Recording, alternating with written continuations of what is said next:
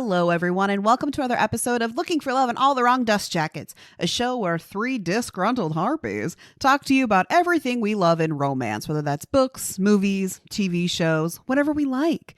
My name's Liz. I'm Danny. And I'm Wiggles. And welcome to the episode. Today we are talking about the book Just Stab Me Now by Jill Bearup. But before we get into that, we got to warn you, we got to tell the people that we are crass and unhinged. We swear, we talk about all of the bedroom activities. So if you're not into that, you've been warned, and that's all I can do. You've been warmed? You've been warmed. You've been warmed. Are you Been toasting warmed. us now? Yes. All right. Do you want me to say it again? Nope. No, It's we're like- keeping that in. Okay. Good. But before we talk about this book, get me caught up in what's going on with y'all. How have you been? What have you been doing? Wiggles, what have you been up to? So I read Piranesi by Susanna Clark, which is an odd book, but an interesting book. It's told by an unreliable narrator, and sometimes it feels like it's fantasy, and sometimes it feels like it's speculative fiction, and sometimes it's a thriller and a mystery, and you're not really sure. And the ending also sort of leaves you in an ambiguous bubble world where you're like, wait, what is real? So it was pretty good. Gave it a 4. That's what I got today. I'll go. So I finished One Dark Window by Rachel Gillig, which is a YA fantasy book that is set in that generic fantasy time period. Sure. You know what I mean? Mhm. But it's pretty cool. It's got a really interesting magic system where it's kind of based on tarot cards. They don't use them like tarot cards, but these cards, and whoever holds the cards has the magic. Mm-hmm. So it's I thought it was really interesting. I was super excited to then listen to the second book, but our library does not have the audiobook of it, and I am currently in the debate of do I purchase it or do I just wait until they get it? And I don't know which one to do. That's a hard choice. Yeah. And then I went on an archaeological adventure into my Okay. basement. Your basement's terrifying. It's not that terrifying. It's just unfinished. And there's a lot of shit down there. And I found my old laptops. And the reason that I needed the laptops from college age, which surprisingly worked, is because on that had my old list of books that I used to own and read. And I needed that because I couldn't remember what some of the books I had read back in high school were. So I turned my old Dell from 2008 on somehow. Damn. Somehow managed to remember my password and got that out. And then I went through a whole fucking trip putting those into Goodreads because looking at the covers as I, type the book in and cover comes up, I would just have a whole flashback of, oh my God, that book. So that's what I did. It was I'm a little very impressed exciting. you had a list of books on an old laptop. Have you met me? Making lists is my favorite thing to I was do. going to say, True. Liz has been type A from the beginning. This is not a new. Why are you both friends with me? Because I don't need to make lists to create friendships. Yeah, Don't but you, I'm though? nothing like either of you. Magnets, they're not attracted to the same thing. It's They true. need variety. So, yeah. Mhm. So I went with familiarity this weekend. If you say Grey's Anatomy, I swear you are in with arm's reach with me. Okay, you are going to be proud. It was MASH. Okay. All right. well, All right. I watched me some MASH. That is still to this day my favorite show on the planet. Understandable. It's a very good show. Mm-hmm. Also, I needed to put something on in the background while I was reading this book that would not distract me but would be noise and Yeah. MASH. And then the other thing was while I was laying in bed, I always listen to an audiobook as I lay to bed, so that's always a familiar book, so I don't pay attention. And I may have listened to Matilda by Roald Dahl 3 times. I would say that's a pretty short book. It's not overly long, no, but the audiobook is read by Kate Winslet, Oh, and it's real good. I greatly enjoy it. I never really expanded my Roald Dahl reading beyond Charlie and the Chocolate Factory. I have the audiobook for Charlie and the Chocolate Factory. I also have Matilda and James and the Giant Peach. And I've only read one of those. which is James and the Giant Peach. Because we had I to love for- James and the Giant school. Peach. I don't look at any books that I read, like that I had to read in school and go, that was a good book. Usually I look at them and I go, fuck you. So here's the thing. Same, but I had to get over that a little bit for myself because I had a really bad attitude about reading because of a really shitty teacher I had in the 2nd grade. Yeah, see, here's the thing though. I would be reading a book that I had to for school and go, I hate it, get it away, while also reading the fucking books that we read in high school, like Twilight. So Twilight reigned supreme when we were in high school. Like, we were the goddamn target demographic. oh yeah, You know? we were at the midnight releases. Oh, God. I remember it being a point of pride that I introduced a bunch of people to that book, and now I'm like, shame, dishonor. Dishonor on you. Dishonor on your cow. So let me tell you a little bit about the author. Jill Bearup is an actor combatant. So I think that just means she's the equivalent of a stage fighter. Oh. I think she teaches people how to use a sword based on her YouTube channel. So she turned her hobby of pretending to hit people with swords on stage into a full-time job as a YouTuber. That's the new way we're saying it, y'all. It's gonna catch on. Believe me, you this. The YouTubers. In 2022, she made a video series about an author and her reluctant fantasy heroine. You might recognize her from this book. Those videos went on to be viewed over 20 million times and was the inspiration for this book, Just Stab Me. She was born in Northern Ireland but currently lives in England with her husband, daughter, 2 cats, and 9 swords. What's this book? What is this book, Danny? So this book actually confused the shit out of me when I started it because, like an amateur, I read nothing about it to start with. So I was like, going in blind here. And so it is actually kind of 2 stories happening simultaneously. It is the book that the author is writing. So about Rosamond, is that how? Yep. Okay, that's how I pictured it in my head. It's about Rosamond and how she is going on a trip a diplomatic trip that her queen has sent her on, but to the country that they are at war with to try to bring peace about. And she's supposed to be being in an enemies to lovers romance with the guy that is going to guard her. But it's not working because they're not really enemies and they're not doing anything the author wants. And so then the other story is the author coming in and being like, what the fuck are you doing? Why are you doing it this way? Stop doing that. And how she has literally turned herself into a character and then her editor, because she has a big old crush on her editor, into this guy that she's supposed to be falling in love with and is not. And I am really entertained by the jumping in and out of the story. I would argue that's the best part of the story in this book. It's a very meta experience. So if you're not prepared for that, that's like, no, can't think of any other trigger warnings other than, there's a lot of blades in this. So pointing things, watch out for that. But yeah, if you're not prepared, it can be really jarring and honestly off-putting. I will say the beginning of the book, for me, and I did kind of know what to expect going into it, was super hard to get into because I was just like, why are there so many characters? Yeah. There are too many for me to know what the fuck is happening.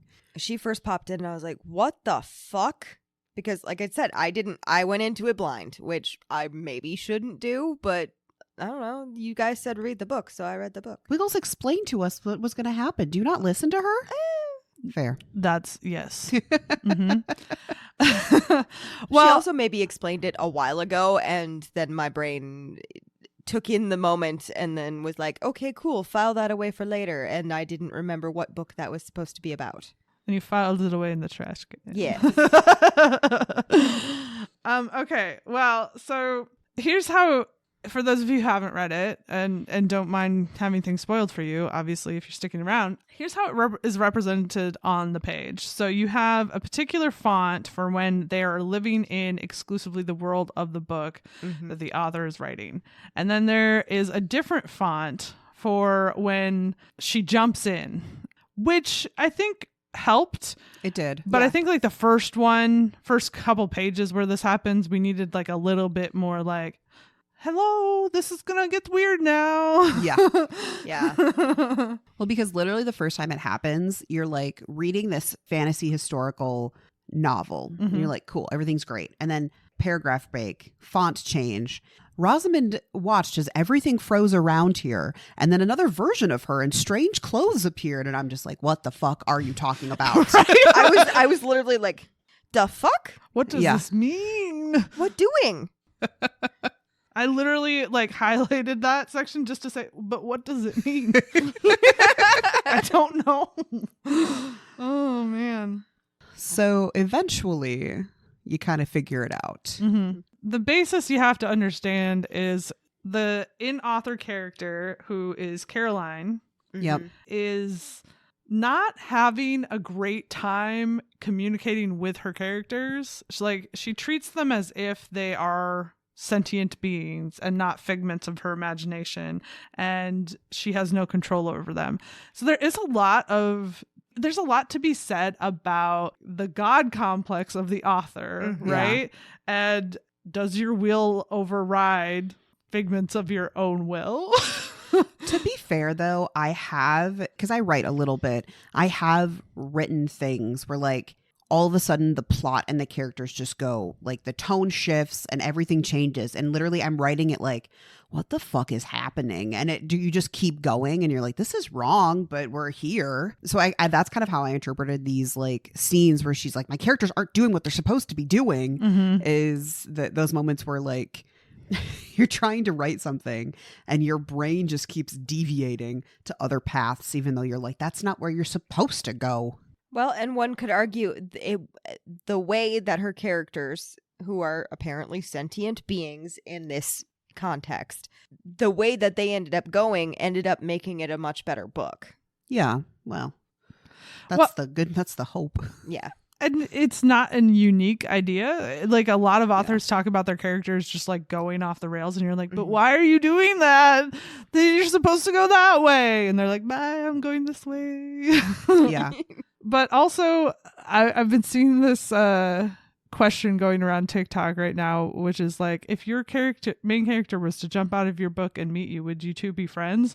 And there's a lot of bold authors out there saying that you would. And I'm like, if they knew you were their author, Right. I don't think that's true. And that's definitely how it feels in this book, where they're like, so help me God, if you show up again in this moment, I'm going to smack you. There's a lot of leave her alone, Caroline. Yeah. Which just honestly made me love Leo more. Yes.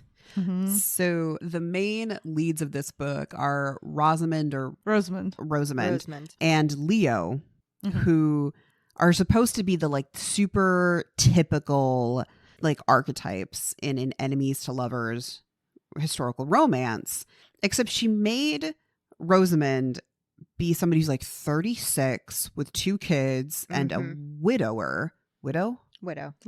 And so her big complaint is, why isn't this bitch, she doesn't say bitch, but that's the vibe I got, doing all of these like adorable heroine things? And it's like, because she's not a ditzy 22-year-old. Because she's 36. And in mourning. Yeah. And in mourning. She has a 15-year-old.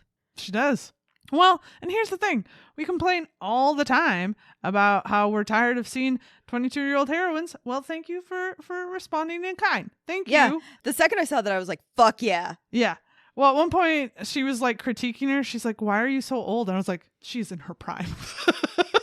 Yeah, she said that. And I was like, okay, that was a dagger through my heart. Thank you very much. I am 36. Bite me.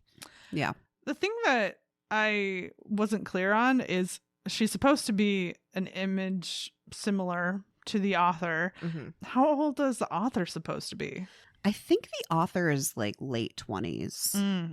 I feel like they mentioned it one time. Yeah, I think it was very briefly. Yeah, like mid to late 20s. But I could be wrong about that. That explains it a little bit. I also like the moments where Rosamond just takes it in stride, because she's just like, Okay, listen, I'm going to give you what you want in this moment because I got bigger and better things to worry about. Your shit, whatever, man. Just fine. Well, because it follows the typical like fantasy romance plot line where there's huge political shit happening in the background and like dire circumstances. And yet for some reason, the romance is the main plot line. And these characters are like, our relationship is irrelevant when we're trying to just live and also save our country from war. Right. I'm trying to save my country from war and save my children's lives. Yeah. This is more important. Well, and there's this whole factor of she's examining everything from the standpoint of this does not make sense outside of the context of a romance novel, right? Why would they only give me one guard to go on this diplomatic mission of this great importance? Why? Right. Why is it that I am the one who should be on this diplomatic mission, right? And the author's just like, shh, don't worry about it. I do love that. So every time her editor questions her on this, he is forcing her to think of reasons why there would be only one guard. And so she's like, okay, well, fine. There is like a flu going through the entire castle. They really can only spare Captain Collins. And you're going because you're the king of that other country's sister-in-law. Yeah. And then later on, he's like, wait a minute. Rosamond and her family are essentially just like wealthy merchants. How the fuck is her sister married to the king of a country? And she's like, no. You don't understand. When Rosie got married to Sir Hugo, that raised their whole status. And so now the sister gets to marry the king. And I'm just like, girl, that ain't how that works. That is not how that works. The thing about it that does work really well, though, is this is all tropes that I've seen in books all over, right? And that's kind of the more heightened focus, I guess, is what I'm going to say, of this book in general. It's not about trying even to tell the romantic story plot line between Caroline and her editor Henry, and it's not really trying to tell Rosamond and Leo's story. It's really just telling you about the writing process and in some ways making fun of current writing trends. So well, that's what's fun about it, right? There's a one bed scene, right? And nothing comes of it because it's like, why the fuck would anything come of it? We've been sleeping outside on the ground because we've been traveling for days, so we get to this barn or wherever the fuck they're in. It was kind of like a hut after she had fallen in the river. And why would we cram together in this hay bed when one person can just sleep on the floor, which is the same as sleeping on the ground, which we've been doing for days? And we have bedrolls. Like, it's fine. And it makes more sense for her to be sleeping on the ground anyway, because it brings her closer to the fire and she needs to fight off hypothermia. Right. So like the whole book is just kind of fun to read. The author, not Jill Bearup, the actual author, but the author in the story, Caroline, list out all of these tropes, like a masquerade ball and like all of this shit, and literally have the characters go, this is dumb. Why would we do this? Right. This makes no sense. Just constantly, I see what you want. Fuck that shit.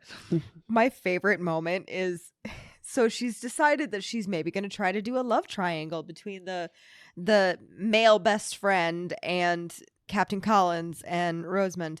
And at one point they're talking about this and she goes, also, isn't he married? I vaguely have a thought process. I think her name is like Elsie. And it's because she had been planning on using this particular character in a different book and then yanked him out to be her like male best friend. And he was married in that book. Well, and he also has a moment where she's talking to him and he's like, you should have just left me as a merchant, which is what I'm meant to be. Yeah. Like almost seems sad that like, and in that moment, his like wife or lover, whatever she was in the original story, isn't in this story at this point and doesn't exist. And he's like, I just have to be here without her. And that kind of sucks. Yeah. So Robin is the male best friend, and I gotta say, I want to read his book. Right? Like, yeah. Right? He was one of my favorite characters. Just pure sass. And whenever Caroline, the author, would go to him and be like, what is happening? He was just the best at explaining things. And then also going like, I guess I can solve your problem. I'll figure it out. I do want to read his book, and I do want to read books with more leads like him. I feel like I've gotten in a rut where all I'm reading are these moody, cranky, sullen, doesn't want to talk guys. And I'm like, where is the golden retriever energy? I need a book like that. Please give that one to me. I'm ready for that. Well, I need golden retriever energy with also just like heaps of sass. Yeah. Heaps and piles of it. Yes. I would love one of those a la carte. Here we go. So wherever you are listening to this, find us on the socials, email us, go to our website, do whatever you got to do. Tell us what books to read that have that. Please, please, please, please, please. Also, if you're writing, change it up, do a switch up. Like, they don't have to be moody and brooding. My favorite is when the female lead is the moody, broody one, and the man is... You do love a reverse grumpy sunshine there. See, what I would really want to read, like what I would read the shit out of, is I would love to read Pride and Prejudice from Bingley's point of view. There's got to be a version of it, right? There's got to be somewhere. Someone else has to have had this thought, because I guarantee you that it's wild on his end, because he's just like, my sister's out here acting fucking crazy. Yeah. My best friend is like, no, don't love her. She's a bitch. And then he's like, just kidding. But also, I've been chasing her sister. Like, his version of that story has got to be like, so I've had a rough few months. I want to read it. Especially because it's not that he's dumb, but he's just a sweet boy. He's just a sweet, innocent boy. Just out here living his sweet, innocent life, preferring to be out of doors, I mean, same. I'm gonna do a not so great transition here, but I do think she did a really good job of telling us the landscape that they were walking through.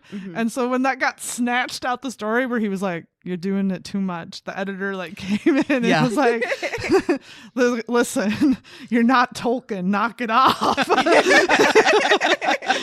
I was like, oh, but I was kind of into it. She only gave us like a couple paragraphs. Come on.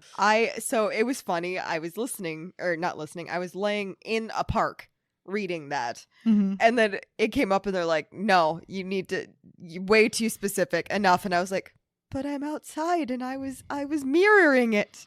It's so pretty here. To be fair to Henry, though, I definitely get it, because Caroline, our author, is essentially the DM of this world. Because that's what I just kept envisioning in my head. It was, the DM shows up and the player characters are like, fuck your plot, I'm going to go over here. Right. Yeah. It's true. And I get it. Sometimes you give too much description and it doesn't work. It did make me think that they need to create a D&D romance novel crossover where you're in the setting of a romance novel, like a choose your own adventure, kind of, but you're still doing D&D, right? Oh, so you're just doing D&D but like a romance novel, right? Like your goals are different. Give me 6 months, I'll figure something out first. Please. And fuck you. Yeah, please. One of the other scenes that I thought was really fun when Henry just popped into the story, the editor, and said, no, don't do that, was and this is getting way further in the plot, but the assassination attempt that happens in the castle of Rosamond's sister and brother-in-law, the king. And because I remember reading that scene, and they're about to get ready for the masquerade, and Rosamond goes to her sister's room so she can get ready with her. And then, oh my God, an assassin's here, and stab, fight, blah, blah. And I remember reading it just going, the fuck? And then next page, Henry, the editor, goes, don't do that. I'm like, that's correct. Don't do that. I do love that she fights him off with a cheese board. Well, anything, anything's a projectile if you try hard enough. Yep, it's true. It's true. I think too, like if it thwacked you like right on the nose, that'd be pretty painful, you know? Oh, for sure. I mean, it's a piece of wood, right, that you're chucking at somebody. Right. Anything can be a weapon if you try hard enough. And you're just not bringing enough ingenuity to the table if you're like quitting because you don't have a knife. It's true. Correct. Mm-hmm. I will say the one thing that never got explained, or it only got touched on a little bit, that I wish there was a lot more explanation of, is why is Rosamond so good at fighting and using pointy, sharp objects? The only thing I could take away as that being the explanation is that it's this fantasy world and everybody is trained. Like her and her husband have been training both their son and daughter. So it's kind of implied that everybody gets this to a certain extent. They kind of touched on it too, that like even in boarding school, she was trained growing up. I guess there was just in my brain, right? Because when Leo and Rosamond first get on the road and he asks her, do you have a sword? And then he goes, good. It would be expected that a noble woman would have and be able to use a sword. Mm-hmm. But even later down the road, after he sees her fight, he's just like, how you fight so good, bitch? Owning a sword and understanding the technique of a sword is one thing. How do you actually know how to throw knives and right? And then we just never talk about it. Well, I think that also falls under the category of Leo misunderstanding her background, like assuming she's been upper royalty forever. Sure. And she hasn't. She's been this merchant, right? And so that also comes into play later on when they're at the palace. I don't remember exactly which scene it is, but or they're staying with one of the noble people that they were staying with on the road, and they're making a bunch of snide remarks that would be considered off color if you were, not rich. And he sees her reaction to that being very negative and snarky. And he's like, but what? Yeah, when she is like trying to include Leo in the conversation because he's a captain. He's not a noble. He's a commoner, technically. Right. I do think, though, all of these like things that don't add up can really just be justified by the fact that this is a first draft of a novel. So like the entire time I was reading it, I'd have to be like, this is a first draft. It doesn't matter if it doesn't make sense. Right. Yep. Well, she even says that quite a few times to Henry. He'll be like, are you sure this is what you want to do? Or are we ever going to get any more information about that? And she's like, yeah, second draft. Leave me alone. Okay, maybe I don't understand how editing works, but why is your editor reading your first draft as you're writing it? I not understand how this works? Well, I think there's different relationships for different editor authors. Okay. Yeah. Because this isn't her first book either. So and he's edited many of them. So I think it's just the relationship they have that she sends him when she finishes each chapter.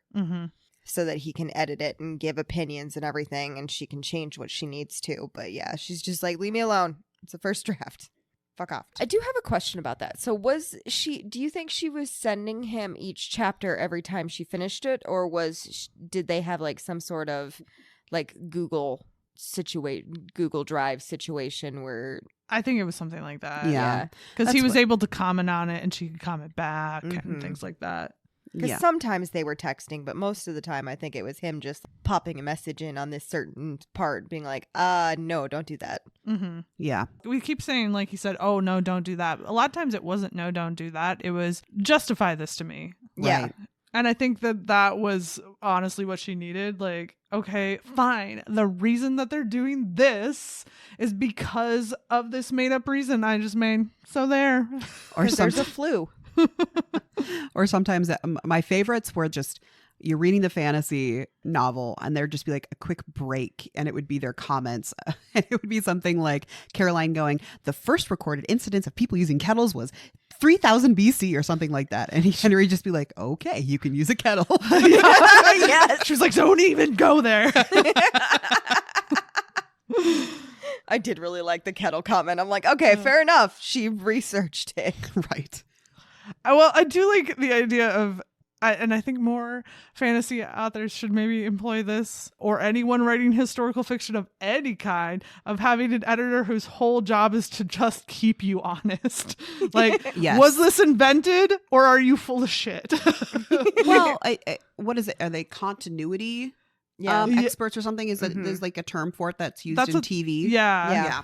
Which I think is more for just making sure that actually, I don't know how that job works. Well, it's partly making sure that your cup lands in the same spot every time, so that it's not like, oh, so you put it on the left hand corner of the table this time, and now all of a sudden it's on the right hand corner, and we're all like, the fuck.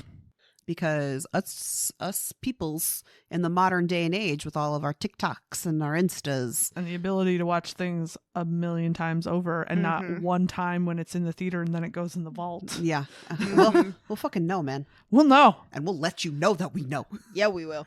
I remember a couple of years ago, probably is more than a couple of years ago, at least a handful of years ago, somebody did a composite of a lot of all the Disney dances, and you could literally see where they like copied the form from one to the next. And so it was like Sleeping Beauty here, and then all of a sudden it was like Robin Hood and they're doing the same thing.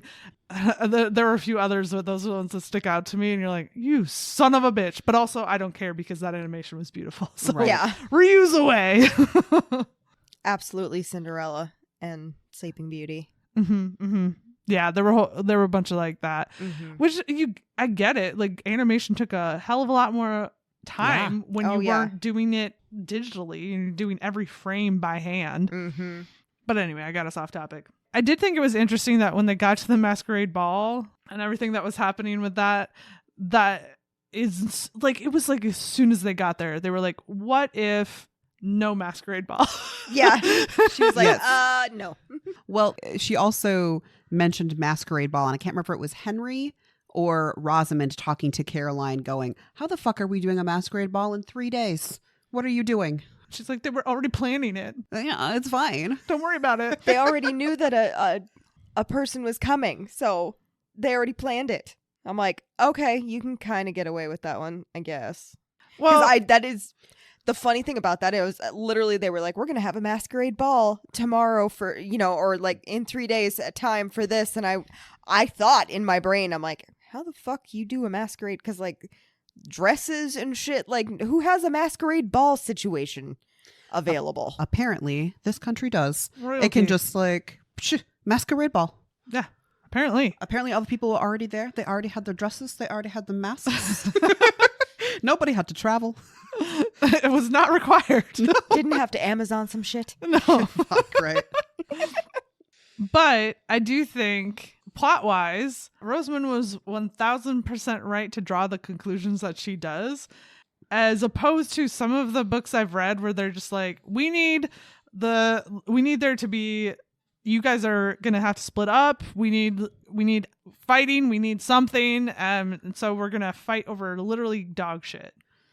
Yeah, no, her decision the second she realized that that Captain Collins had worked for the Baron, who's a fucking asshole, and she's pretty sure killed her husband. But the second she realized it, she did the first thing that I probably would have done in this situation. The thing that a logical 30-something-year-old woman would do is run to your fucking brother-in-law, who's the king of the country you are currently standing in, and go, here's the thing. This. Well, and up to that point, we get told in the very beginning of the book that this Baron is at the very least an asshole. Yep. If not the villain, and who he is. He is the main villain of the story. And Rosamond is constantly questioning, nothing makes sense. Like you said, why is the queen out of nowhere sending me on this diplomatic mission? Why is she sending me with one guard to cross into another country that we are actively at war with to go talk to the royalty? Even though, yes, the king is my brother-in-law, the queen is my sister, I still have to fucking travel there with one guard. Diffuck. Well, and the other thing is which we have not mentioned is, so she is actually a citizen of the country that her brother-in-law is the king of. Right. But she was married to a lord in the country in which she lives now. She is not technically a citizen of the country in which the queen that is sending her on this errand. She's not technically a citizen of it. She is holding the lands and everything until her son comes of age. And it turns out she legally can't do that. Correct. No, not after she gets that 1 year mourning period and then time's up. Also makes that Baron ever so much more of an asshole because nobody else was going to say fucking shit about it. Everybody else is like, yeah, she's cool. Let her hold it until her son's 18. Right. Right. In 3 years. In 3 years. And so... Actually, I think they said 5. I think he had to be 21. I think you're right. I do remember that now. Well, and up until, because she hadn't even thought about that at that point. Yeah. But like back at the castle during the masquerade, when she has this big epiphany, Robin, her best friend, is magically there at the castle. Mm-hmm. And the only thing that's explained is, oh, the queen of the country they came from sent multiple diplomatic envoys to make sure that at least somebody got there to deliver this like treaty peace proposal. And so that was like, okay, that didn't add up. Why would she not tell me she's sending multiple people? And also, her husband, who was out on the front lines when he got killed, shouldn't have been where he was supposed to be. Yeah. Like that was the key factor, is his entire like levy of people shouldn't be there. He also got killed way behind the front lines. He was the leader in the back, bunch of troops ahead, and somehow he's the one that got killed way back there. Just nothing ever added up. No. So of course, as soon as you're like, oh, Leo worked for the creepy Baron dude who probably killed my husband. Fuck, Leo could be the one that killed my husband. Let's do this. I was just so proud. I was like, this is the first time in a romance novel that she did the logical and smart thing, which I know ended up, Leo is a good person. We know this. But that's the logical thing. Go to the person in charge and be like this. Well, at that point, she had known Leo for maybe a week. Yeah. I can't remember how long it said it took them to travel. Something like that. But it was something like that. And 10 days, whatever. So, yeah, I'm not going to fucking trust this guy. Yeah, no. Well, and also, if he's innocent, the king won't kill him, right? Like that's a fair thought to have, right? He'll be interrogated. If he's innocent, it's got nothing to do with me, and I need to get back to my family. The constant goal of Rosamond was get back to my kids alive. Right. Well, and eventually it becomes one of Leo's goals too. It's you cannot die because you can't leave these kids orphaned. That's not okay. Yep. I think at one point he even implies or outright says that her life is more valuable than his for that reason alone. Yeah. Leo's a good guy. Yeah. He's like a really good guy. Yeah. I also love that she steals his horse when she leaves the country. Again, a smart move. Yep. She's like, cool. So my horse can rest while I ride his horse and then we'll switch off. And I'm like, and also if he gets away, he doesn't have a horse. Yep. Yeah. So he's got to either steal a horse and draw more attention to himself, or he don't got no horse. Yeah. Or the secret third option, which is the queen gave him a horse. Well, you know, Rosamond wasn't going to think about that. And that's also when we find out that Robin and Leo are a part of this secret society by the queen, not her sister queen, but the queen of the country she started off in. And they're actually kind of also best friends or something similar. They're all a secret society. Hugo was also one of the secret society. And yet, somehow, neither of them really knew Hugo that well. That part was confusing to me. I think that made sense, though, because Hugo had just joined that secret society. Okay, but how is Robin best friends with Rosamond and doesn't know Hugo that well? They are best friends because they went to school together and everything. He's not there a lot of times. Yeah, he does say at the beginning of the book that he hasn't seen her in a long time, or has only like seen her a couple of times. But then again, the kids are super like chill with him when he arrives. Yeah. I was going to say, they call him Uncle Robin. Yeah. Yeah. I don't know. Right? I don't know. I think she still needs First to draft. revise that draft. Yeah. First draft. Yeah. That's the thing is like in some ways this author like played a long con on all of us because she could write absolute nonsense and we'd be like, oh, it's the first draft. The first draft. Yeah. I did like that the masquerade scene though, just because Rosamond figures out that Leo worked for the Baron, which was a part of the secret society shit, but she didn't know that then. Just got completely decimated. She had one fucking dance with Robin, never danced with Leo. And so it was another one of those tropes that got set up and then immediately just fell apart. Well, and then it turns out Leo can't dance. We do find out later Leo can't dance. Well, and so later on, in the book, Leo has to learn to dance for this ceremony that's gonna take place. The something of remembrance. Is it literally just the ceremony? A ceremony of remembrance for remembrance? Hugo. It's 1 year. It's the anniversary of when he died. He doesn't dance at that. It's their wedding ceremony that happens after that he has to dance for. They don't dance at their remembrance, I don't think. I don't remember. I think you're right. And I'm wrong. Yeah, it's supposed to be I their know I'm like right, their but- like wedding celebration because they get fine. they get married to get across the bridge. But they don't dance at that. No, but No, then they the have the wedding very ceremony afterwards to. Very end. Right. Regardless, he dances badly. He does do dance bad. So eventually Robin and Leo catch up with her, and this part is a little muddy to me, but they just because it just felt like we need an excuse for them to have a fake marriage. They need to convince the border guards on the bridge to let them cross. Yeah. But then it actually made sense when Rosamond was like, well, actually I need you to marry me because since I'm not a citizen, I can't like be what was the term? regent. Yeah, something like that for my husband's land until my son becomes of age. And so the Baron is going to fuck with it. So I need you there. Mm-hmm. After stealing his horse and getting him arrested. Yeah, he was surprisingly cool with the whole situation. Yeah, he was like, I get it. Yeah. That was kind of Leo's vibe throughout the whole book is like, you know what? I get it. I get it. I though. really you know do. what? You right. Yeah. Even when he gets mad at her, he's like, but she makes some points. She's got good points. Because here's the thing. She's never like illogical. She may be completely wrong about certain situations, but the way she reacted to it was not illogical. She had a reason. Which I think was the main trope that was being thwarted in this entire book is your romance heroines being erratic with their decision making.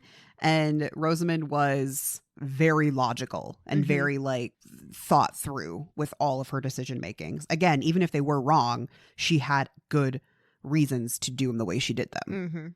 I think the next logical step, though, and this is kind of what I wanted the book to ultimately go into, that it kind of failed to get there for me, is that, okay, you can have a character who is logical and grown up and not going to just be erratic and irresponsible with everything that they do, and still have them fall into situations where they're like, oh no, here we are, because that's fucking life. Yeah. Like I didn't plan to get a flat tire, but here I am on the side of the road.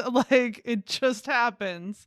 Well, I think that's what the fake marriage was kind of supposed to represent in a way is there are some situations that you can't logic your way out of, or the most logical response is to actually fulfill the trope. Right. Yeah, because it didn't end up being a fake marriage. They just flat out got married. Yeah, they got married for real, not for play. Yep. I do love, so they're really married, and then when the queen actually arrives because they're going to do the remembrance, and the whole thing is that the peace talks and everything are happening at Rosamond's home. At the same time as the Day of Remembrance or Feast of Remembrance for her late husband Hugo, which we've only mentioned a couple of times, but the hey, I'm mourning my husband was a huge thing throughout the entire book, which is why she didn't just fall into Captain Leo Collins is his last name? Collins. Yeah. His arms is she's like, I still am thinking about my husband who I was actually madly in love with, who's only been gone a year. Yep. And it seemed like a pretty cool dude. The like one flashback we get to him, I'm like, I could get how you fell in love with him. Oh yeah. Yeah. Oh, that whole flashback, I was like, I don't care anything about Leo now. I know. I know. That flashback, I was like, can we just have that book, please? I think that was really well played by the author on that one, because the whole time you're like, Jill? Get over Hugo, we don't care. And then it was like, oh, actually I care a lot. Yeah. And kind of Now sorry, I want to Leo, avenge him you're out. myself. Hugo's in. We're going to find a way to bring him back to life. Do you mean, when you say the author, do you mean Caroline or Jill? I mean, Jill. The author of the actual author. book. Yeah, she made us care about the dead husband. Well, I think was probably something else that was she was trying to turn on its head, because it happens so much in romance books where there is some sort of like tragedy that recently happened to one of the characters, and it's used to explain a lot of their choices, but you don't actually get filled in on that tragedy. Right. You basically are looking through a window of their life where that tragedy has already passed long before, and so you can't mourn it because you don't know what's lost. Yeah. And with this, it's like, yeah, it sounds like he's the type of person who actually really took good care of his kids. It sounds like he's the kind of person who really took care of Rosamond. It makes sense to miss this man. And they were partners in life. They really got along with each other. They enjoyed each other's company legitimately. And she did that all so powerfully in like one scene. Yeah. Oh, fuck. I loved that scene too. I was like, bet, I'm in. I want Hugo. I do want Hugo.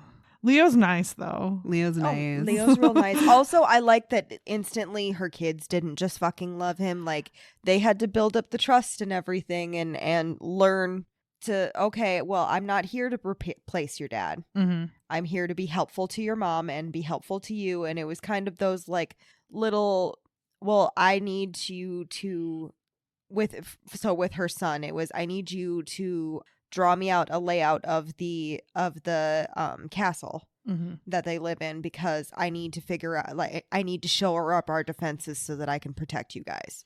Because that Baron is coming in hot. Yes, because the Baron is coming in hot. And so it was one of those, hey, can you do me this favor?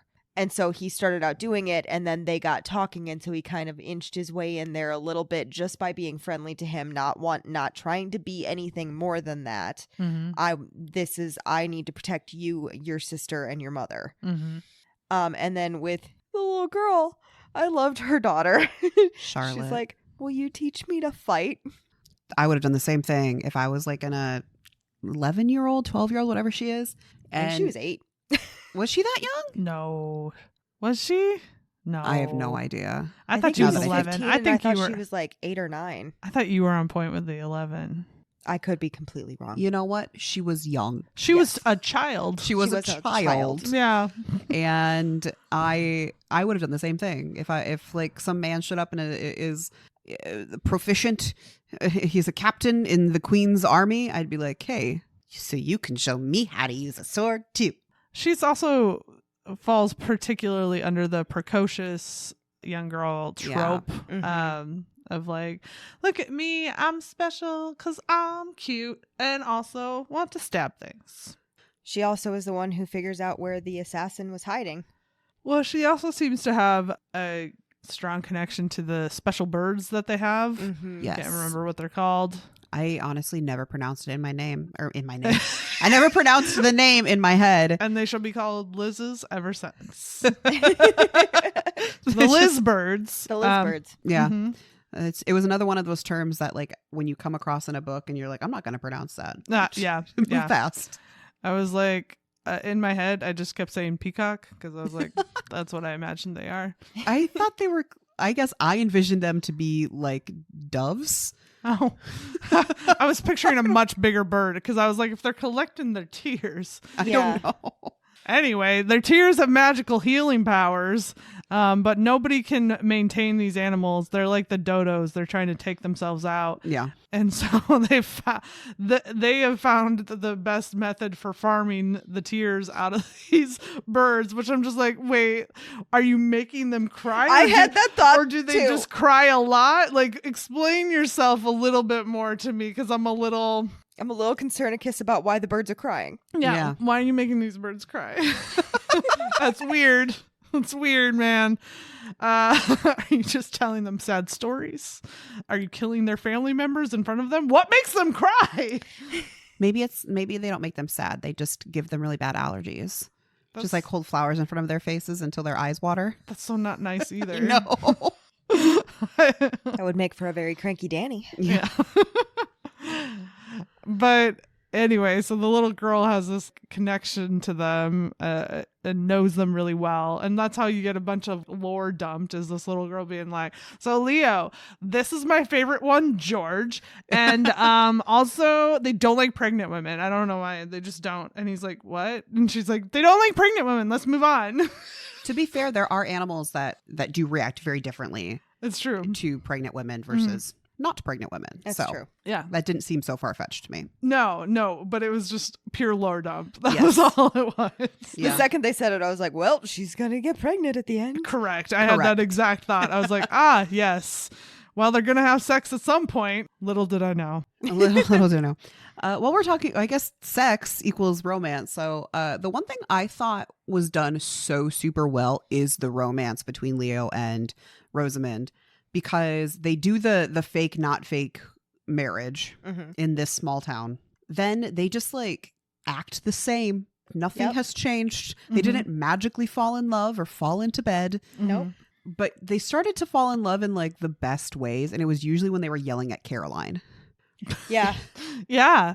Actually, though, like Leo is quick to come to her defense and just say, leave her alone. Oh, that was my favorite when Leo was like, Caroline, stop it. Yeah. Leave her alone. Yeah. I was like, oh my. I was like, oh. I didn't know the touch her and die thing was going to like happen that way. And it was refreshing and nice. Yeah, Right? that made my heart go pitter patter. Leave it alone, Caroline. I was like, ooh, sir. It was Yeah. cute. I was like, oh. We got he falls first trope. Oh, yeah. And he rescues her. He holds her when she cries. Mm-hmm. He, like you said, he extends warm gestures towards her kids. Mhm. And does not ever try to like consummate the marriage, which is apparently legally required. Well, that makes sense for like a historical book. It does. I guess. But then they also, the entire time they were talking about, because that became a whole plot point, is Leo as a commoner had no intention of consummating because he's like, you know, you do it when you want to do it. Right. And that's it. Yeah. And Rosamond is like, we have to consummate to make it legal. And then And- Robin's stuck in the between being like, oh, great. Now I get to have this conversation. Now I get to have the birds and bees conversation with them. Right. But the thing that I just kept getting stuck on was, how does anybody know? Right. How does anybody She's know? not a virgin. She's had 2 kids. Right. How you Right. go fucking know? How's Who's gonna anybody know? know? It's not like they're doing it, you know, back in the day when people would literally watch you consummate. Right? Like Like- it conjured up for me the scene from Outlander where they're like waiting outside to hear Yeah. them. And I'm like, I always like thought in that moment, I was like, you guys could just make noise. Right. Yeah.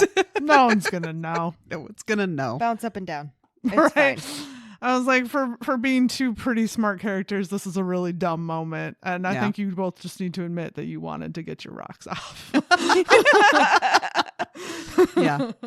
Yeah, no, I really appreciated that. And it just made everything that came after more sweet. And things like him being so excited that she touched him and is Yeah. holding his hand. And you're Mhm. like, oh, that's really cute. It was. I also liked that it made complete sense why Leo would fall for her, Uh-huh. because she does have a little bit of like, I'm not like other girls vibe. But I think that's purely just because she's older, right? And we're so used to seeing these young debutante-esque In- women. In which she is not like other girls and that she is not in that age bracket. Right. Right. Yeah. Like she is not having the thought of, I need to make sure I fit into this dress so that guys find me appealing. She's having the thought of, I need to make sure my children are safe. Mhm. And so She does have some fashion concerns, though. And it always comes down to how many knives can I fit under my valid dress. concern, A though. valid It is. concern. It's one I was very proud of. I did find the scene where she was having the dress taken off and like just knives are just falling on the ground. And she's like, there's only one more left. I was like, that's pretty good. Also, going back to like kind of Leo's view on her, is he does talk about eventually, because he's a spy and he was always moving around and, you know, a guard, not a guard, but like a guard captain. He had some like flings with women, but he, you know, always just kind of very standoffish about it, which again is a very common romance trope. But again, it made sense for him to fall in love, I think, with a woman who is very capable, who only needs him because of legal reasons. And then, you know, she saved him, he saved her.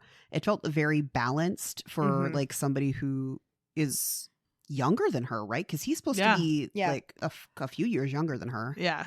To look at this woman and go, damn. I think he's supposed to be 30. Yeah. Yeah. Well, and, you know, they have a bonded in the trenches situation where Right. like they go through a whole bunch of trauma together.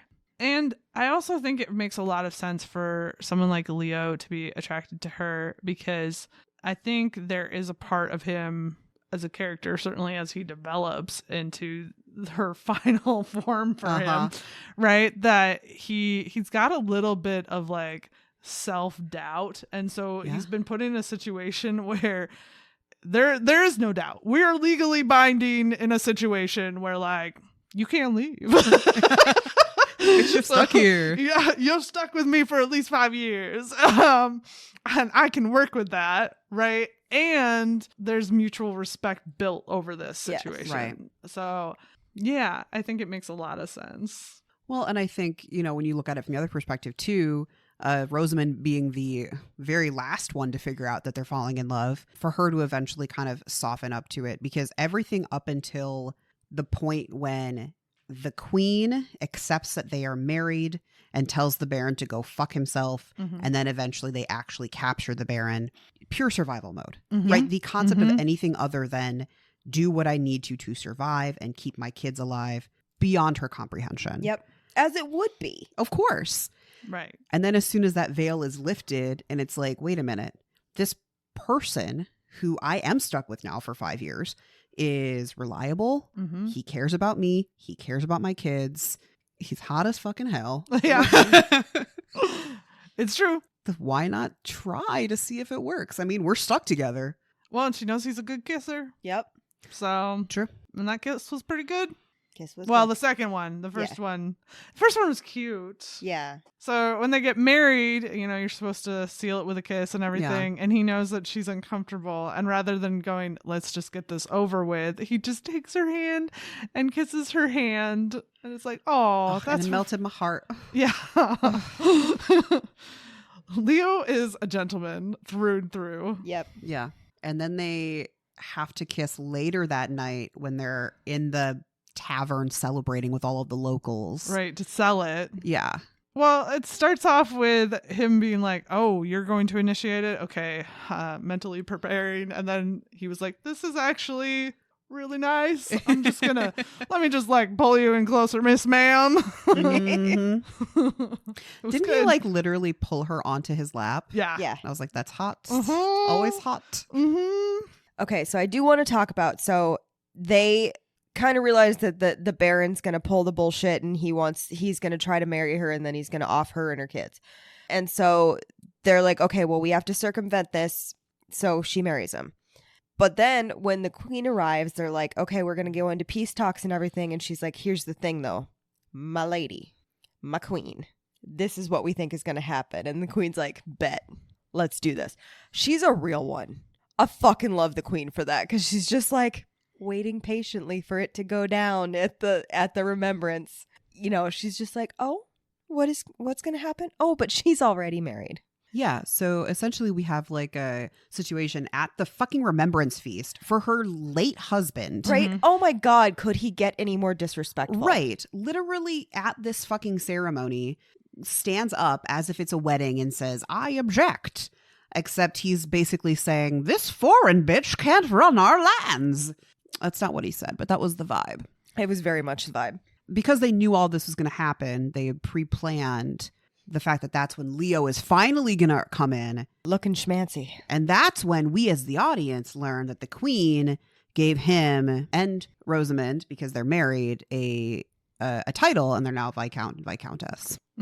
Which, is that above Baron? Yeah, Right? it Yeah. must be, because now they're over him. For all of the historical shit that I read, both like fiction and nonfiction, I should know that. I don't know that. I don't know that either. I think it is. I think Baron is the bottom of the rung when it comes to titles. And then it goes Viscount, Viscountess, and then Count, and then Duke. Yeah, I think. that would make sense to me. Sure. And Count and Earl are the same, are interchangeable. Sure. Right? I literally told you I don't know. Why are you looking at us like we know? I feel like we could feel Google like- this.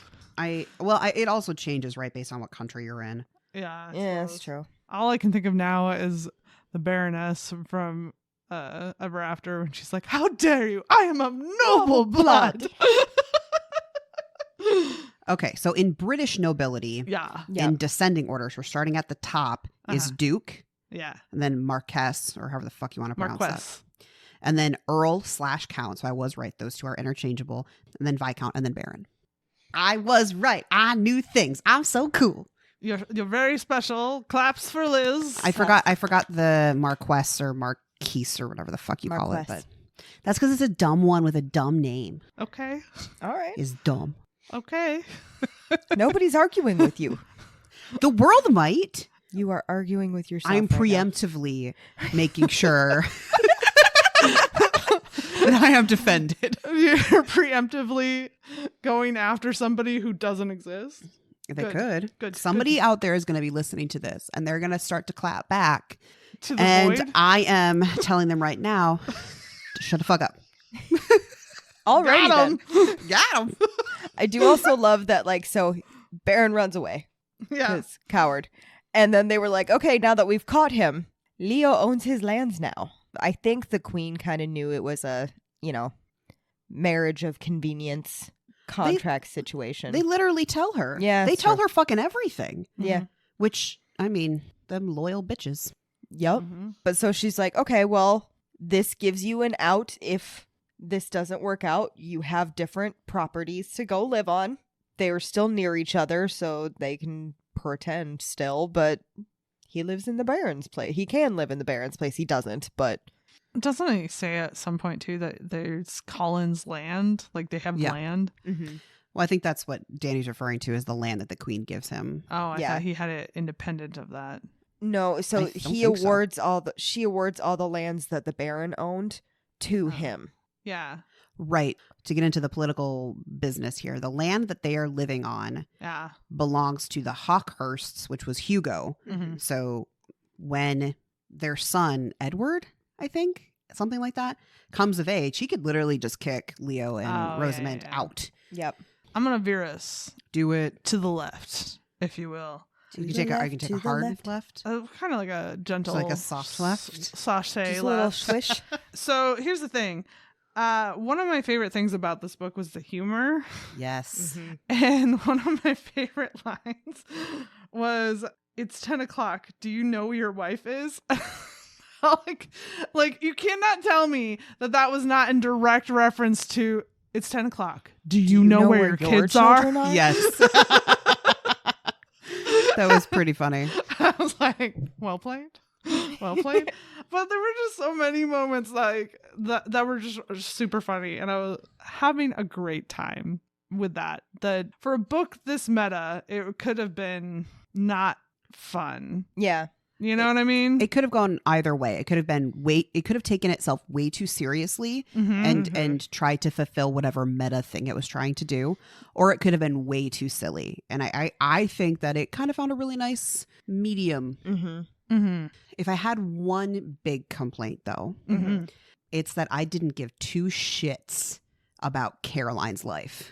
I did to a point, and then it petered off where we weren't having any more information about her and Yeah. Henry. Yeah. And I just was like, at this point, I've stopped caring because I'm so focused on Leo and Rosamond Yeah. and their Yeah. adventures.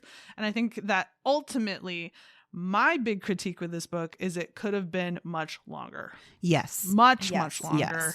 Yes. We needed more of everything. We needed Yeah. more of the book within the book plot. We needed more of Caroline's life in order to care. Like we don't really know anything about her family. We don't know anything other than she's got a shitty job with a shitty boss. We don't really know what ultimately ends up happening with Caroline and Henry. Maybe they're dating at the end. I liked the Caroline Henry plot line because it also mattered to the book because it Right. was constantly like this debate between Caroline and Rosamond of, is Leo supposed to be Henry? Mm-hmm. Mm-hmm. But the thing I did not care about was Caroline's job and this financial Espionage happening with the CFO of the company, and Caroline having to like do this cyber forensics at work I did not care about that. I get that it was supposed to mirror the fact that the Baron was being this sneaky bastard, but I just couldn't. Like every time we switched to Caroline's work life, I was like, I do not care. I do not care. I think I would have more if they had made us care more about her life outside of it as well. But I did have a hard time where I was like, can we go back into fantasy world? Right. I think too, this is where the author went wrong. And by the author, I mean Jill Bearup. It seems like her narrative, she had this great plan for her characters rebelling against the author, right? It seems like she's been working on that for a long time and had that fully developed. At a certain point, it should have been that the author's life is ultimately seeping into the book. And instead, she wrote it in the order that she chose to write it in. It is very much that the book is being reflected in the author's life, and that doesn't make sense. And so that makes it hard to care because that's not how it would work. Right. And so I think that maybe this book did need some more time to cook. It wasn't ready to come out of the oven yet. It's really great conceptually, but I did have an issue with too short, not enough information about anything.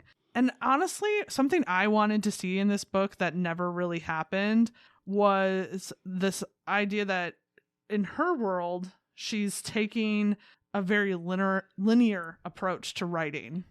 As opposed to jumping back and going, actually, just kidding, I'm rewriting this section. And now, Robin, you've had a wife this whole time. We needed that part of it where it's now we have to read a little snippets of what she's already written with this flavoring in it. I will say this book, Just Stab Me Now, definitely feels like not necessarily the first of its kind, but kind of in the sense that it's attempting something new. And I would hope that if she writes more books this way, which I do hope she does, that we would see some of that, like showing things that are written non-linearly or showing, the in-book author's life actually connect to the book in a more fluid way. The other thing I couldn't quite reconcile is Caroline's connection with Rosamond supposed to be just physical looks, or is it supposed to be character wise? And it feels like, again, when we're seeing her like fight the good fight with her boss, we're supposed to be seeing that Rosamond is this like hyper courageous version of Caroline. But we don't really see anything else of Caroline in Rosamond, so that didn't track either. I was struggling with I don't think that they needed to look alike. I get that the point was to try and show that she can't help herself from bringing Henry in. Right. But the two main characters did not need to look alike at all. Like it didn't really serve anything with the plot.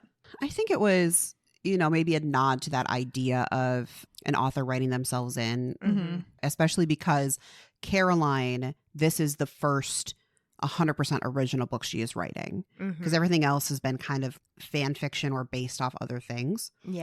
But I think it really comes back to what you were saying. If she is going to, Jill Bearup is going to write an author character in there and give us pieces of their lives, we need enough pieces of their lives for all of that to make sense. And we just didn't get enough of it. Correct. Well, and here's how meta this book is. Jill Bearup is also a redhead. So it's like, is this a reader insert of a reader insert of how far does this plot go? Well, especially because I didn't read the author description until the end, and it makes total sense that she is a stage combatant with all of these swords, right? Because Rosamond is like, where are all my knives at? Which I gotta say, like, stage fighting, super fun. Oh, stage fighting is super fun. When I did theater, I did all tech, except for when it came to stage fighting. They're like, you want to learn? And I'm like, fuck yeah, let's do this, bet. I'm down. I have no earthly need for this whatsoever, except for the fact that I want to do it. So going in a circular motion a little bit and going back to Leo and Rosamond's relationship, I was surprised. I don't know how it happened, but by the time they got to actually start falling in love, I was as giddy as a goddamn schoolgirl when she was teaching him how to dance, and they had like real kisses, and when we got the one fucking sex scene which faded to black way too quick. I was a little angry about the fade to It was black. barely there. Yeah, I don't even know if I can call it a sex scene because it was just like, and we went upstairs. Well, I'm like, what do you mean you went and upstairs? then the author almost like threw shade at us, and I was like, ma'am, listen. Because she was like, I'm sure the fanfic writers will take it from there. And I was like, I know. I was like, I didn't like ma'am. that. how dare you? I was like, I get that you're trying to be a little cheeky, Yeah. but you can stop. Yeah. But don't shame me. Enough. Yeah. And so there's been a TikToker who's been posting videos recently where she was talking about how like people are choosing to skip the spice in stories because apparently their delicate little sensibilities can't handle it. And I'm like, listen, if that's fine. you, that's fine. That ain't me. But whatever. But she was saying, you know, you're certainly welcome to read these books, but if I was an author who was writing books with spice in them, I would feel like you're not getting the full experience of my book because it's not put in there in most books just to be explicit. It's there because it's serving a plot purpose. And so I didn't really like this as it not being in there because it felt like it was the next logical thing plot wise. And so you're just like, even if you were going to do closed door, like you could show them actually connecting, but you didn't do that. Well, and especially because there had been such a buildup to it with Caroline saying she did not want to write the consummation scene if they both weren't into it. She didn't want to have a sex scene where it was like an obligation. Yeah. And it was the whole big realization that Leo is Henry and Caroline doesn't want to write basically a sex scene about her and Henry, which is Rosamond and Leo. And it was a whole thing. But it lasted for so long in the book so that when we finally got it, it was definitely one of those things where the payoff did not meet the promise. Correct. I was actually quite angry. And I'm lucky that I had left said park that I was reading the book in at that point. And so I was like, I'm reading this, and it faded to black. I'm like, you have got to be fucking kidding me. I think I wouldn't have liked it if it was super explicit. No, I didn't want it super explicit. Like, and that's saying something coming from me. I didn't want it super explicit. I just wanted it to be there. Well, yes. Like give us some kissing and like Leo tenderly like pulling back the sleeve of her dress or something like that, right? Like it does not need to even get to the point where they're actually having sex. You just literally were like, and you know, they did things. And it was like, I don't need bodice ripping. I just needed more than what I got. Yes. Yeah. Give me tender kisses along the collarbone and like, you know, especially for their first time because they had been together for so long. They are technically married, and then they spend a decent amount of time, a couple months after the whole Baron thing gets resolved and everybody's left the castle or their whatever it is, and the kids are off at school, and they have finally actually admitted that they're gonna try being together. And it's like, just give me something, like make me feel the emotion and the tension. Well, and okay, another way you can do that closed door situation and still give us some of that tenderness is show us immediately after. Exactly. Yeah. Right? They're cuddling in bed together. They're getting dressed for the day, and he's being sweet and bringing her breakfast or whatever. Like just or she's straightening his tie as they're getting ready or something. Yeah. And not just a void, which is basically what this was. It wasn't even proper fade to black. It was just this section is missing. That's what it felt like. It felt like an entire section was just like removed. Which brings me back to that point where you were talking about if people skipping spicy scenes, because I'd known that was a thing because I've seen people like on Instagram posting reviews saying here are the spicy scenes if you want to skip them. But I feel like if I'm writing those scenes, they're important to the characters' like relationship growth and not even the like uber explicit parts, but the tender stuff like that, showing different sides of them, showing how they like physically care for each other as well as like emotionally or whatever, because that's a part of being in a relationship. Well, and it's part of being vulnerable with each other. That, and you can make fun of me all I want because I know I'm the queen of spice in this podcast, but that is being vulnerable with each other. It's putting yourself in a very vulnerable position. You have to learn to trust that your partner, even if it's not the most explicit sex you're having, you're still putting a lot of trust and faith into that person. And those are some of the best scenes. If an author really gives you a sex scene, no matter how explicit or how like, you know, whatever is being used in that scene, if it feels like a cumulation of all of these other scenes, and it feels like there is that like exposure to each other, or an acceptance of each other, like that is so beautiful to read. I've definitely read those scenes where like it wasn't even all that spicy. It was pretty vanilla, and I was gutted because I'm like, yes, right. And it's how well it was written and how vulnerable they can be with each other. Oh my God, a good like staring into each other's eyes scene. Ugh. Gotta love a good eye fuck. Yeah. It feels a little weird talking about this in this context, but also appropriate. We were talking about Romeo and Juliet earlier, and the thing is, Shakespeare obviously is not going to have them be fucking on stage, right? But he gives us this very ominous, plot-wise scene immediately after, but very tender scene after these two teens have explored for the first time what their bodies do, right? And there's the classic Juliet and Romeo discussion of like what type of bird is calling, because if it's one, he can stay, if it's the other, he must go, right? And that's the kind of thing that I think makes me have a very negative reaction to Fade to Black now, because they're not putting the context around it. Like if you don't want to show them actually doing things, that's absolutely valid and fine, because to a certain extent sometimes you want the characters to have their privacy for that, right? You don't want to be the fly on the wall in those moments, but giving us the like context around it, that tells us more than anything else would about how the night went or how they're feeling going into it. And if you just like go, I'm just going to lop off this chunk of time and it doesn't matter, jumping ahead, it feels disingenuous and kind of gross, honestly. Like the way that people have like this very visceral negative reaction to spice being in books. I have the opposite when it feels like it's not there because it doesn't contextually belong there. It's not there because you don't want to face it.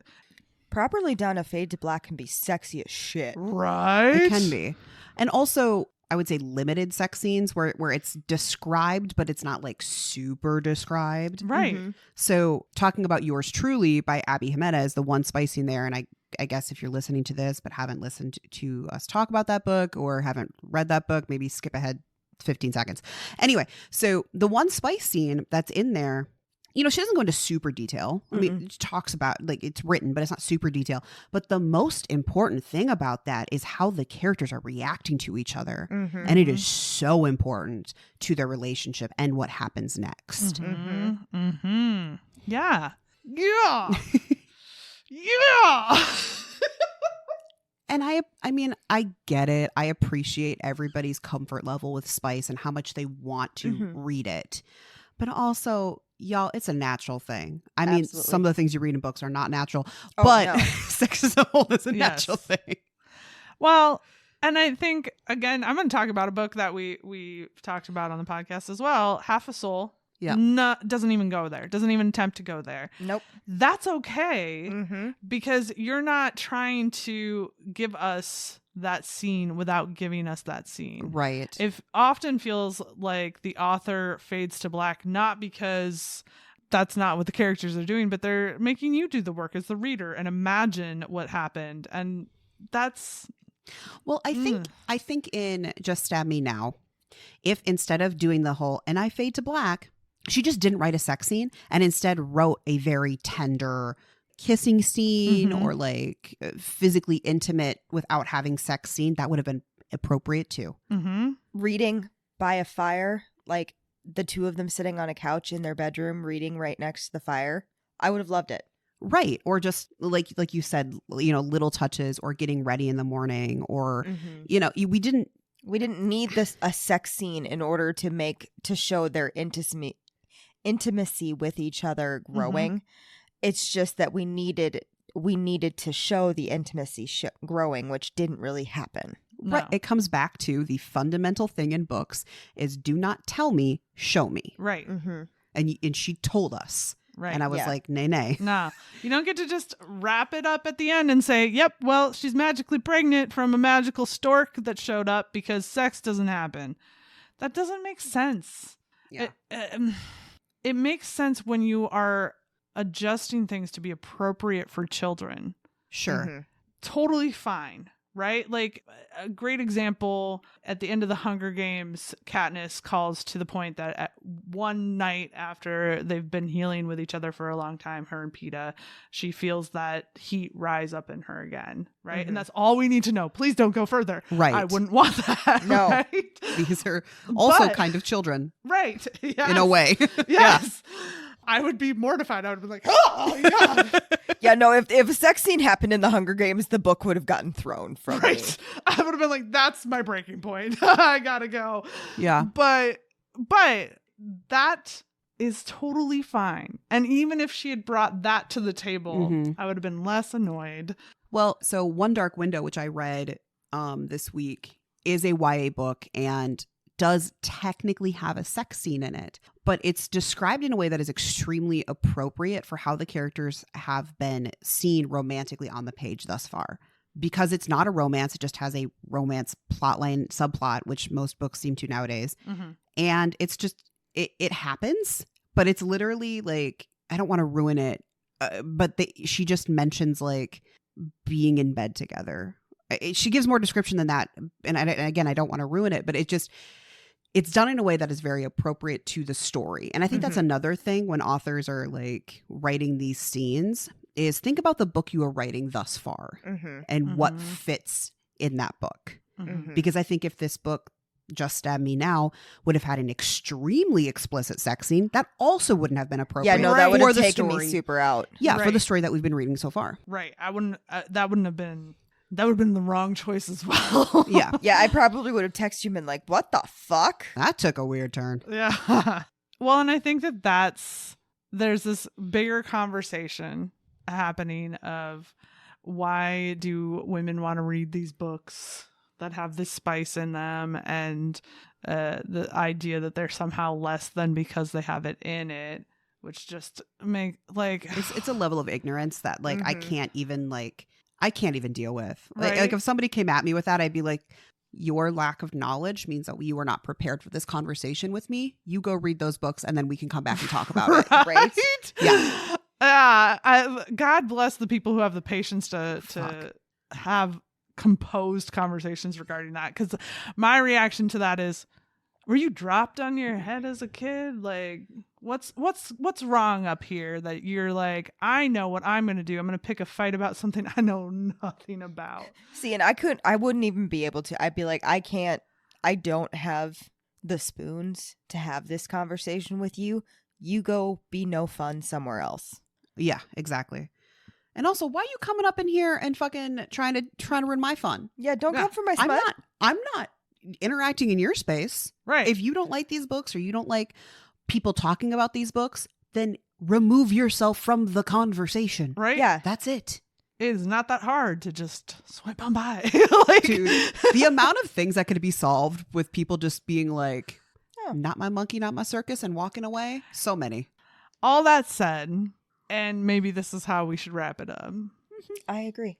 Leading up to it, and I think this is where the disappointment really comes in, the sweetness and the humor were all building to a sweet, humorous coupling. Yeah. Mm-hmm. There was this whole bit where the doctor, Mistress Dora, says no horse riding, running, lifting, or ...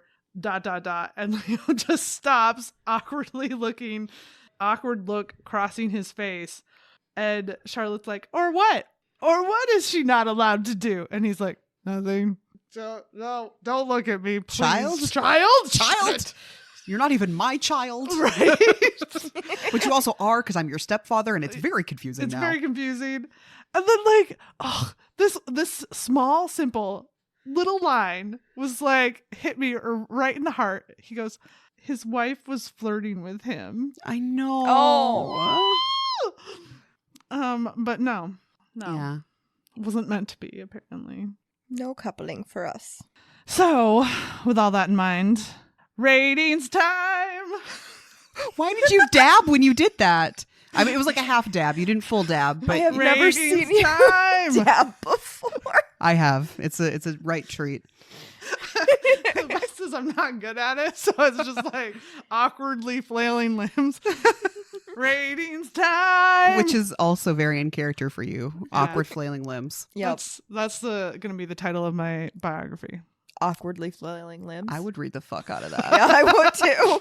So what's your spice rating? 0. 0. 0. One kiss does not a spice pepper make. No. That's true. 0. Goose egg. Nada. The deuce. Romance rating though. I'm gonna give it a 4. Really? Because there are 2 romances and I was interested in knowing more about both of them and I felt cheated on both of them and I wanted more.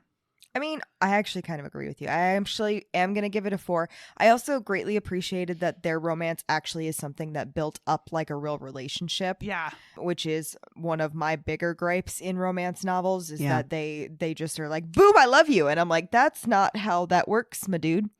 Mm-hmm. You know what? You've convinced me. I was going to give it a 3.5, but no, I'll do a 4. I'm in the 4 zone. Tricked you. Sure did. You tricky bitch. Your overall rating. So I ended up giving this a 3.5 overall. Mhm. I wanted it to be more conceptually amazing. Story building, awesome. Ending did not stick the landing. And I had a few other like little problems throughout, but that was really the big thing is that it needed more. I think we need like 100 pages more Yeah. to this book, Mhm. minimum. Maybe even 200 pages more. And so 3.5. Like good, could have been better. I also thought a 3.5, kind of for the same reasons. It felt like we're in a beta read of something, Yeah. and Like I'm this ready is an for the arc. final. Yeah. Not the final book. Yeah. I gave it a 3 for many of the same reasons, mostly because I did not necessarily love the way that it ended. Mm-hmm. Yeah. I felt a little cheapened at the end. I was like, no.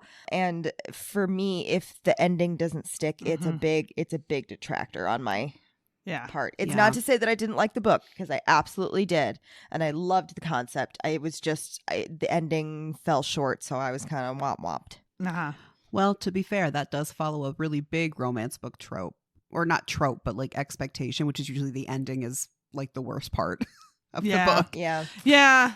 I don't think that's the trope you want to No, like. that's not the one you want to actually No. fulfill. No. No. All right. Recommendations?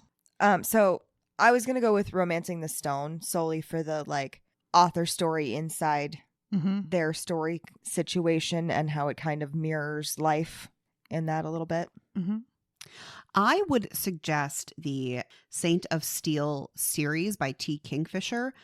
It doesn't have any of the meta shit in it, but based on the fantasy historical romance, it has a lot of the same vibes, more slow burn, does actually have the sex scenes, but they're not overly explicit, so you won't have the missing out vibe. And I just feel like the writing style of the actual book inside of Just Stab Me Now really reminds me of that series. So if you want more of that historical fantasy vibe, check it out. So I'm going to tell you 2 of them that I'm not going to actually use as recommendations. Okay. That I was going to be like, you guys could have these. One, The Dead Romantics. You have the editor-author Mhm. dynamic. 2, The Lost City. But here are my recommendations. First, my book recommendation is The Princess Bride, the book. I'm Very excited. meta. Very meta. Little bit of romance. I would argue more romantic than this, but really good book. The movie that I'm going to recommend to you though is called Stranger Than Fiction. It's Will Ferrell and Emma Thompson playing the leads, and Queen Latifah as Emma Thompson's editor. And it's hilarious and highly underrated. I would argue Will Ferrell's best film by leaps and bounds. And the premise is that Harold, I can't remember what his last name is. I think it's Harold Crick, but he is the subject of a book unbeknownst to him, and the author's choices will ultimately determine his life. And he finds this out by hearing, little did he know that X choices would lead to his demise or something like that. So it's a really fun, interesting story, and also has the awkward interaction of what if the author could talk to their subjects. Check it out. Also, Maggie Gyllenhaal's in it as a hottie baker with tattooed arms, and you're like, God damn. Just gonna throw that in there for everything else up until then. I was like, oh, that sounds fun. And then Maggie Gyllenhaal, hot baker, tats. Yeah. I'm like, I'm here. Yeah. Yeah. Thought you'd like to know. Thank you.